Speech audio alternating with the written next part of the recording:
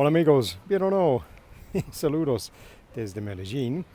Hoy el tema es cómo mejorar nuestra confianza para hablar, especialmente cuando nosotros tiene miedo para hablar con otro grupo de gente o con el micrófono.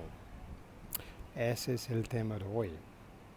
So, hello again from Medellin, another splendid evening here.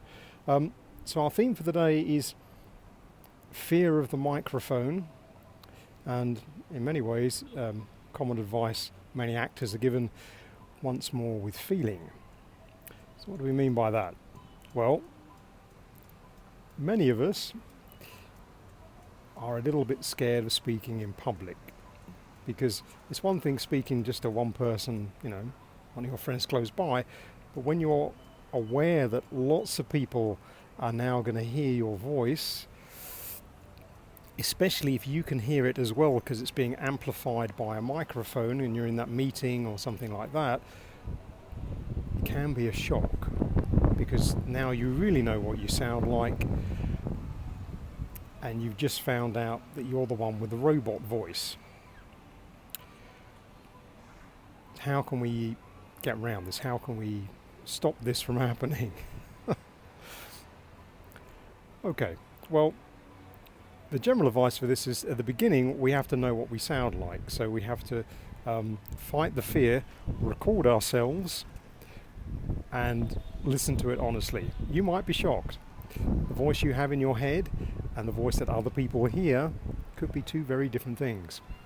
But don't worry, at least you know what you have to work with. Once you're over the shock of what you sound like, then it's more to find a text that you're comfortable with, something you can easily practice, and vary the way you say it. And that's what we mean by once more with feeling. So we can try and inject different emotion into the words we're saying. And with that, we start to see that we have control over our voice, and we can express different emotions depending on the need of the circumstance. So we have a nice voice that's easy to listen to, and we don't need to worry about it anymore. Let me give you an example of where I've heard this type of speech before, in the sense of people who have done bad public speaking but could easily improve. Think when you're traveling on an airplane. When you land in the new city, they give an announcement, that kind of safety announcement to remind you to please stay in your seats until we finish parking the airplane, and keep your seatbelts on, and thank you for travelling, and see you next time, that kind of thing.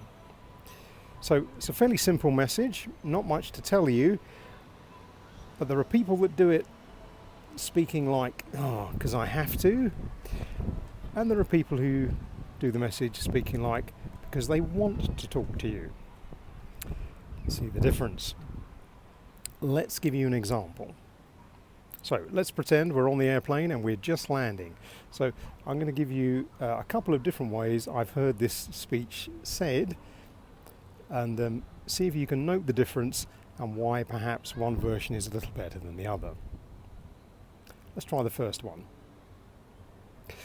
Ladies and gentlemen, welcome to Medellin. Time is now 8:15. Please remain seated with your seatbelts fastened until the aircraft comes to a stop and the seatbelt sign is switched off. Thank you for flying with us today. Take care. Bye-bye.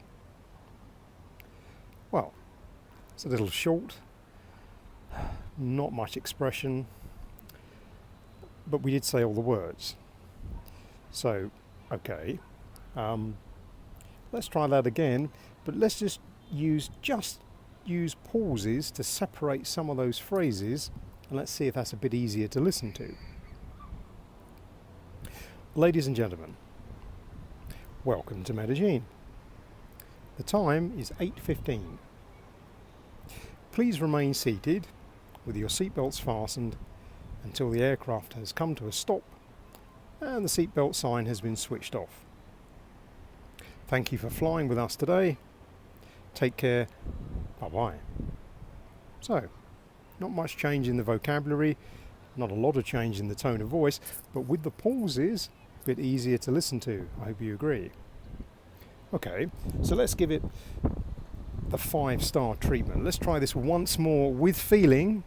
Now, when we say this, we want to imagine that we're trying to talk to one of our best friends and we're sharing really good news with that person. So here we go. Ladies and gentlemen, a very warm welcome to Medellin. The time now is 8:15. We ask you please to remain seated with your seatbelts securely fastened until the aircraft has come to a complete stop and the captain has switched off the seatbelt sign. On behalf of Captain Nigel and all the crew, we'd like to thank you for flying with us today and maybe wish you a very safe and pleasant onward journey.